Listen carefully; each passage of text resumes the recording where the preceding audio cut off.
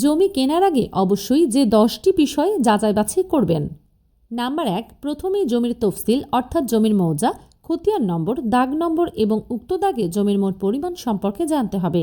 Number 2, যার কাছ থেকে জমি কিনবেন তার কাছ থেকে ওই জমি সংক্রান্ত সকল কাগজপত্রের ফটোকপি চেয়ে নিন, যেমন সিএস খতিয়ান, এসএ খতিয়ান, আরএস খতিয়ান, বিএস বা ঢাকা সিটি জরিপের খতিয়ান সহ সর্বশেষ পর্যন্ত যে সকল বেচাকেনা হয়েছে সেগুলোর বায়াদলিল, নামজারি খতিয়ান এবং হালসনের খাজনার দাখিলা সহ সংশ্লিষ্ট সকল কাগজপত্র।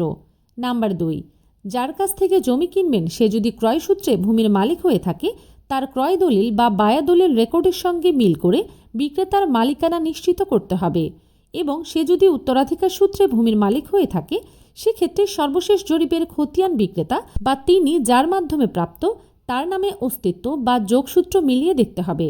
নাম্বার 4, উত্তরাধিকার সূত্রে প্রাপ্ত জমি বিক্রেতার শরিকের সঙ্গে বিক্রেতার সম্পত্তি ভাগাভাগির বন্টননামা বা ফরেজ দেখে নিতে হবে।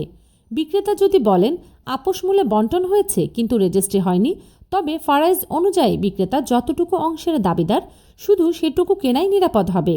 নাম্বার 5, উক্ত জমিটি নিয়ে কোনো মামলা বিচারাধীন আছে কিনা কিংবা কোনো প্রকার মামলা নিষ্পত্তি হয়েছে কিনা এবং ব্যাংক কিংবা অন্য কোনো প্রতিষ্ঠানে জমিটি বন্ধক বা দায়বদ্ধতা আছে কিনা। নাম্বার 6, যাচাই করতে হবে জমিটি খাস, পরিত্যক্ত, শত্রু সম্পত্তি কিনা বা সরকার কোনো কারণে অধিগ্রহণ করেছে কিনা সে বিষয়ে উপজেলা ভূমি অফিস বা জেলা প্রশাসনের কার্যালয়ের এলএ শাখা থেকে জেনে নিতে হবে।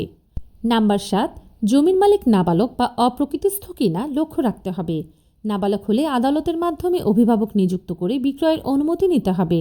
নাম্বার 8, সর্বশেষ নামজারি পর্চা, ডিসিআর খাজনা দাখিল বা রসিদ যাচাই করতে হবে।